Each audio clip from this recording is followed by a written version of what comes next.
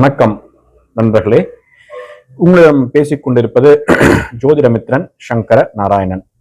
இந்த பதிவுல எதை பத்தி நம்ம பார்க்க போறோம்னா, செவ்வாய் தரும் ராஜயோகம், அதனால் ஒரு ஜாதகர் பெறக்கூடிய பெயர், புகழ், செல்வம், அந்தஸ்து, இதை பத்தி தான் இந்த பதிவுல நம்ம பார்க்க போறோம்.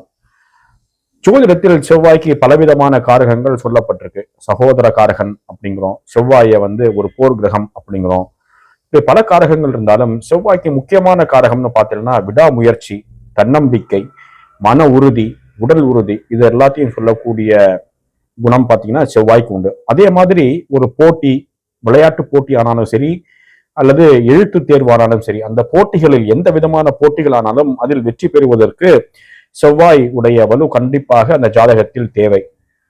உடல் வலு, மனவலு அனைத்திற்கும் செவ்வாய் கண்டிப்பாக பெரிய அங்கம் வகிக்கிறார்.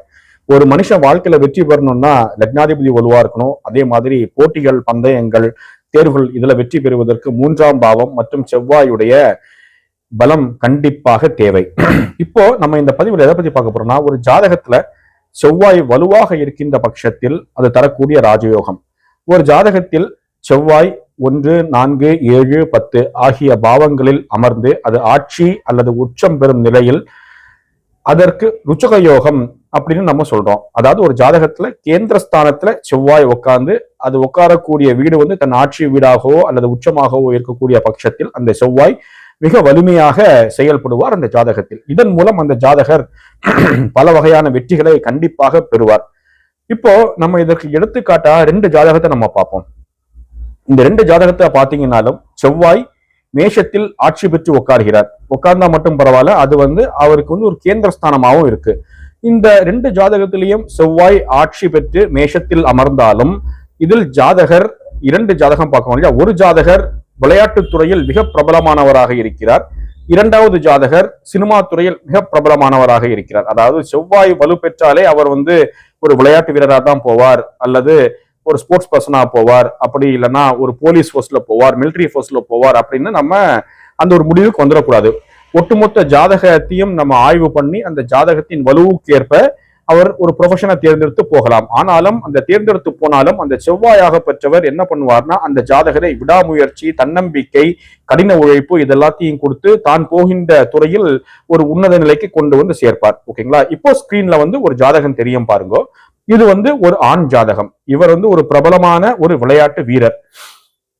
இவருடைய லக்னம் கடக லக்னமாக இருக்கு. 2ஆம் பாவத்தில் ராகு, 7ஆம் பாவத்தில் சூரியன், புதன், சுக்கிரன், 8ஆம் பாவத்தில் சந்திரன், கேது, 10ஆம் பாவத்தில் சனி, செவ்வாய், 11ஆம் பாவத்தில் குரு இருக்கார். இந்த ஜாதகத்துல பார்த்தீங்கன்னா செவ்வாய் ஆட்சி பெற்று மேஷத்தில் உட்கார்ந்திருக்கார், கூட சனியும் சம்பந்தப்பட்டிருக்கார்.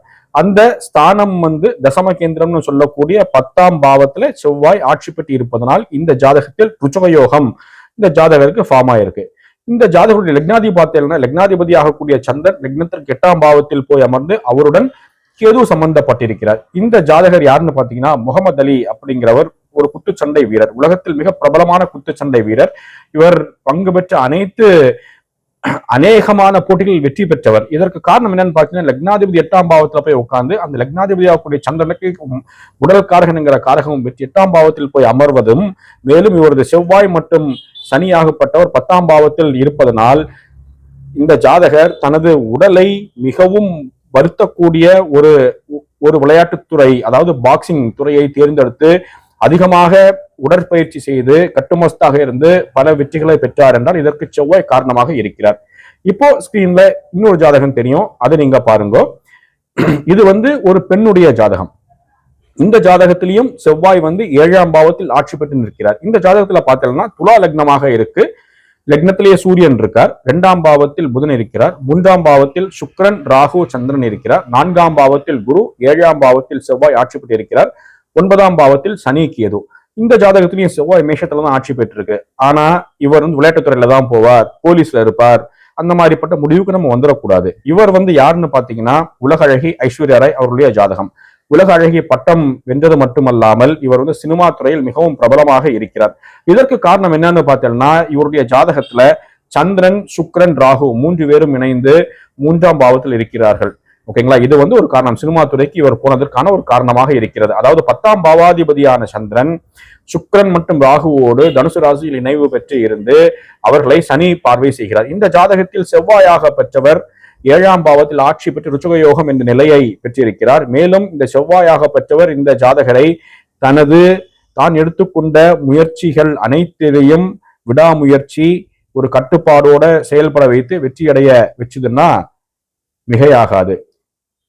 இந்த செவ்வாய் வலுப்பெற்ற ஜாதகர்கள் வாழ்வில் வெற்றி அடைவது கண்டிப்பாக நடக்கும் என்பது இந்த 2 உதாரண ஜாதகங்களை வைத்து பார்க்கும் பொழுது நமக்கு நன்றாகவே தெரிகிறது. உங்களுக்கு இந்த பதிவு பிடிச்சிருந்ததுன்னா ஒரு லைக் பண்ணுங்க. என்னை பின்தொடர்ந்து வருவதற்கு இந்த சேனலை சப்ஸ்கிரைப் பண்ணுங்க. மீண்டும் அடுத்த பதிவில் உங்களை சந்திக்கிறேன். நன்றி, வணக்கம்.